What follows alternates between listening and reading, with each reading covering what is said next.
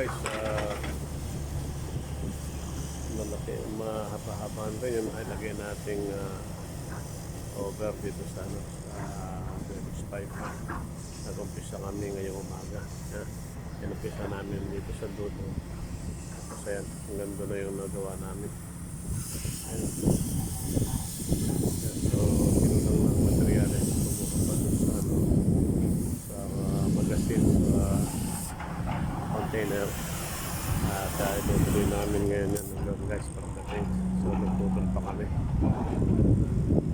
Ayan. Pagkatapos yung malagyan ng over yan, lalagyan namin ng buhangin yung gilid na yan. Ilalagay namin. Tapos lagi tinitigil ko sa likod tapos sa ibabaw nilalagyan ng alambre para hindi sa ayan guys, yung rin yung nating progress sa paglalagay ng cover para doon sa drainage pipe ng ating ripple. So kasama na rin i-cover natin yung wall hanggang doon sa 0.6 meter.